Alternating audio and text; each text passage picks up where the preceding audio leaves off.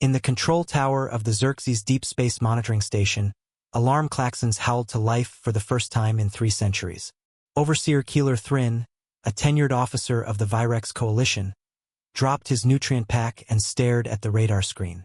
Something massive had just appeared on the edge of Sector G94. Size, 5.6 kilometers in length. Hull composition, unknown. IFF signal, none. Origin, untraceable. Designation, UNS Eternity. He blinked. "Jonas?" he whispered. Across the chamber, Technician Zilar leaned in, her frills tightening with unease. "That can't be real. That prefix is from myth. Human myth." Keeler's mandibles twitched. Humans never existed. They were ancient cautionary tales, boogeymen told to scare rebellious hatchlings. And yet the ship sat there, silent, imposing, unmoving, but very, very real. Across the galaxy, tales of humans were whispered in hushed tones. Supposedly, they were the first race to reach space beyond the speed of light. Their innovations birthed dozens of now universal technologies: subspace drives, gravity stabilizers, adaptive AI. But then they vanished. Some said they ascended. Others claimed they annihilated themselves in war. The rest believed they never existed at all. Fleet Admiral Velkin Drew, commander of the Virex 3rd Armada, was deployed within 6 standard hours. His orders: investigate, engage if necessary, extract data, destroy if hostile. As his fleet of 34 warships dropped out of warp, the UNS Eternity loomed in the void like a god carved from obsidian. It didn't move. It didn't respond. But it watched. "Broadcast standard greetings," Velkin ordered. No reply. "Scan it." The ship rejected the scan. Not resisted, rejected, as if the Eternity was alive and simply chose not to be seen. Then Sage came. Not through comms. Not through subspace. It bypassed every security layer and appeared directly on every bridge screen. "Your scans are invasive. This is your only warning." The bridge crew froze.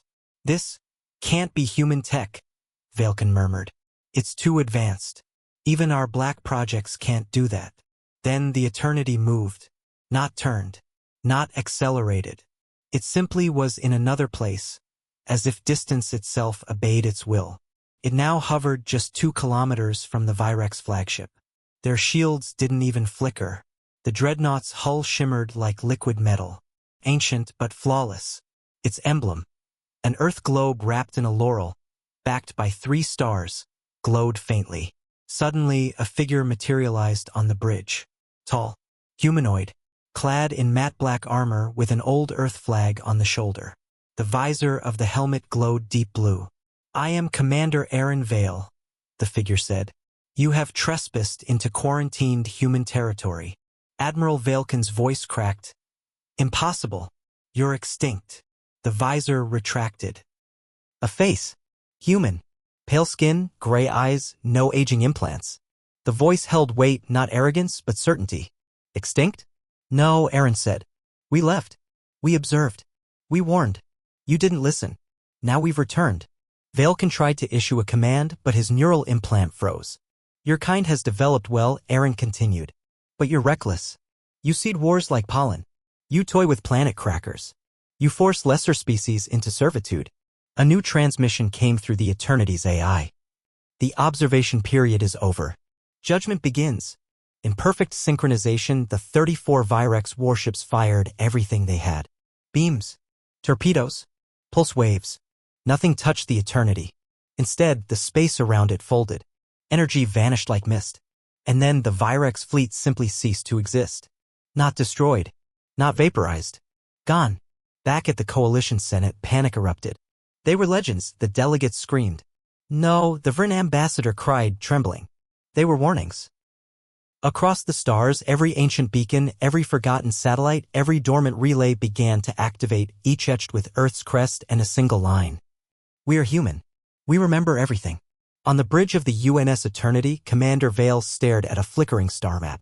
Red zones marked war, slavery, annihilation. Beside him, the AI codename Prometheus spoke, Phase 1 complete. "Shall we proceed to core worlds?" Aaron nodded. "The galaxy forgot us. It's time they remember why we were feared." The ship vanished into warp. Behind them, only silence remained.